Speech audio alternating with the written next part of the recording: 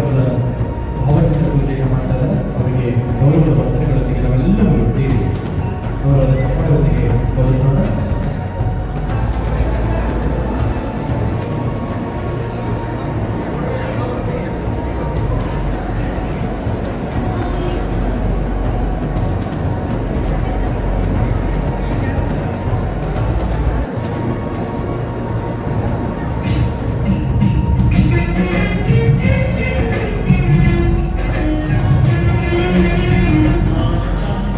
ಈ ಕಾರ್ಯಕ್ರಮದಲ್ಲಿ ಡಾಕ್ಟರ್ ಶರಣಬಸಪ್ಪ ಪ್ರಾಂತ ವೇದಿಕೆ ಕ್ಷೇತ್ರಗಳಿಗೆ ದಯವಿಟ್ಟು ವೇದಿಕೆ ಆಗಿಸಬೇಕಾಗಿದೆ.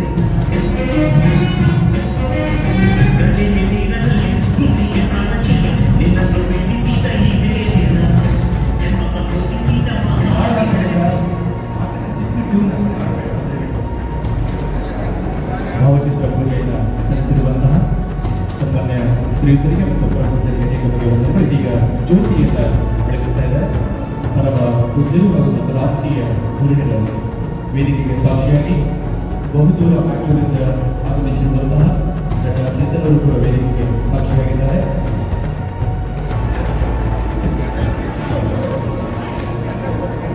ಸಂತೋಷ್ ಹೆಗಡೆ ಸರ್ ಅವರು ನಿಜವಾಗಿಯೂ ಆಡುವ ಮಾತುಗಳು, ನುಡಿಯುವ ನುಡಿಗಳು, ಅದ್ಭುತ ವಿಚಾರಗಳು, ಸತ್ಯಕ್ಕೆ ಹತ್ತಿರವಾಗಿರುವಂತಹ ನುಡಿಯುವ ನೇರ ನಿರಂತರ ಹೇಗೆ ಸುದ್ದಿವಾಹಿನಿಯಲ್ಲಿ ನಾವು ಬಳಸ್ತೀವೋ ಅದೇ ರೀತಿಗಿಂತಲೂ ವೇಗವಾಗಿ ಸತ್ಯವನ್ನು ನುಡಿಯುವಂತಹ ದಕ್ಷ ಅಧಿಕಾರಿಗಳು ಶ್ರೀ ಸಂತೋಷ್ ಹೆಗಡೆ ಸರ್ ಅವರು ನಿವೃತ್ತ ಲೋಕಾಯುಕ್ತ ನ್ಯಾಯಮೂರ್ತಿಗಳು ಬ್ಯಾಂಗ್ಳೂರು ಇವರನ್ನು ಕೂಡ ಈ ಕಾರ್ಯಕ್ರಮಕ್ಕೆ ಪ್ರೀತಿಯಿಂದ ಆಗಮಿಸಿದ್ದು ಇವರನ್ನು ಕೂಡ ನಾವೆಲ್ಲರೂ ಸೇರಿ ಗೌರವದ ಚಪ್ಪಾಳೆಗಾಗಿ ವೇದಿಕೆಯಲ್ಲಿ ದಿವ್ಯ ಸಾನ್ನಿಧ್ಯವನ್ನು ವಹಿಸಿರುವಂತಹ ಚಟಸಂದ್ರಪ್ಪ ವಿಶ್ವನಾಥ ಮಹೇಂದ್ರ ವಾಸವಿಗಳು ಜೊತೆಯಲ್ಲಿ ಪೂಜ್ಯ ಶ್ರೀ ಡಾಕ್ಟರ್ ಮುರುಘಾಚಂದ್ರ ವಾಸವಿಗಳು ಜಿಲ್ಗಾ ಮತ್ತು ಗುರುಕುಲದ ಪೂಜ್ಯರುಗಳ ವೇದಿಕೆಗೆ ಸಾಕ್ಷಿಯಾಗಿ ವಿಶೇಷವಾಗಿ ಅವರ ಅಮೃತ ಹಸ್ತದಿಂದ ಕಾರ್ಯಕ್ರಮವನ್ನು ನಡೆಸ್ತಾ ಇದೆ.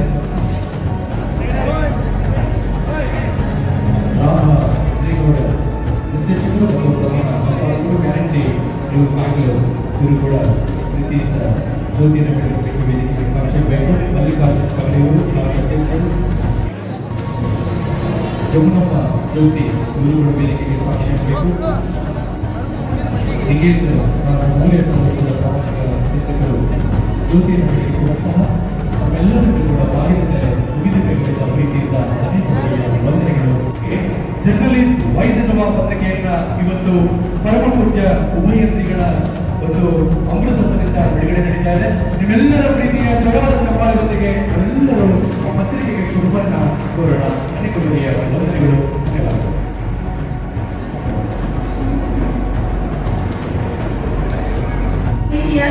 ಶ್ರೀ ಜಮುನಮ್ಮ ಜ್ಯೋತಿ ರಾಜ್ಯ ಮಟ್ಟದ ಕಾರ್ಯಕರ್ತ ಪ್ರಶಸ್ತಿ ಸವಿತಾ ಜಾವಾಜಿಯವರು ಸನ್ಮಾನಿಸಬೇಕಾಗಿ ಕೇಳಿಕೊಟ್ಟರು.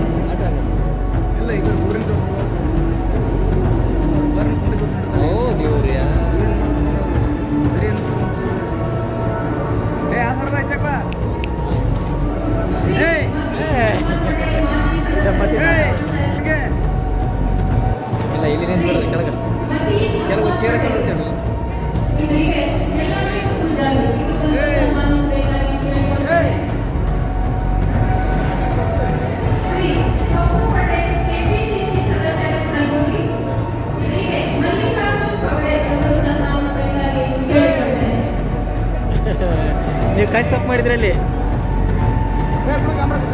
ಬಾರೋ ಇಲ್ಲಿ ಬರ್ರಿ.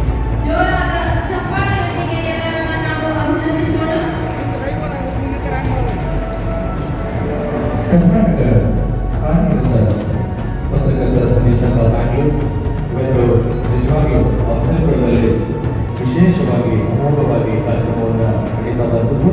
ಇದೀಗ ಕಾರ್ಯಕ್ರಮದಲ್ಲಿ ಸನ್ಮಾನದ ಸಮಾರಂಭವನ್ನು ಜರುಗ್ತಾ ಇದೆ.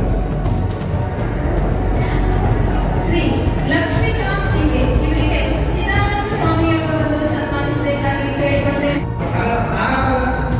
ಸೇವೆ ಮಾಡುವಂತ ಕಾಲದಲ್ಲಿ ಯಾರು ನಮ್ಮ ಕೇವಲವಾಗಿ ಭಿಕ್ಷೆ ಕೇಳಿದಂತೀರಾ ಕೆಲಸ ಮಾಡೋದು ಕೆಲಸ ಯಾರು ಕೆಲಸ ಮಾಡಿದ್ರೆ ನಾನು ಸುಮಾರಾಗಿ ಒಂದು ಹೋಟ್ಲ ಮಾಡಿದ್ದೆ.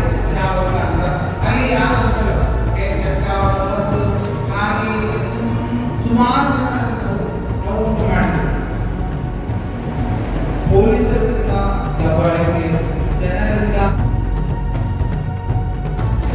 ಗೋಡೆ ವರ್ಷದಿಂದ 133ರಿಂದ 160 ಯಾವ ಮಾಧ್ಯಮಗಳು ಮಲ್ಲಿಕಾರ್ಜುನ ಪ್ರಸ್ತಾಪ ಯಾವ ಮಾಧ್ಯಮಗಳು ಈ ಅನ್ಯಾಯದ ವ್ಯವಸ್ಥೆ ವಿರುದ್ಧ ಆಳುವ ವರ್ಗಗಳ ವಿರುದ್ಧ ಆಳುವ ಸರ್ಕಾರದ ವಿರುದ್ಧ ಧ್ವನಿ ಎತ್ತಾರೆ. ಅವರನ್ನ ದೇಶ ದ್ರೋಹಿಯಾಗಿ ಇರಿಸೋದಾಗಿತ್ತು, ಅವರಿಗೆ ಜೀವ ಬೆದರಿಕೆ ಕೊಡೋದಾಗಿತ್ತು, ಅವರನ್ನ ಜೈಲಿಗೆ ಹಾಕೋದಾಗಿತ್ತು. ಇದನ್ನು ಇಷ್ಟಪಟ್ಟು ನಡೆದಿದೆ. ನಮಗೆ ವರ್ಷ 3 ರಿಂದ 4 ಜನ ಮಾಧ್ಯಮಗಳು ಜೀವ ಕೊಡ್ತಾರೆ.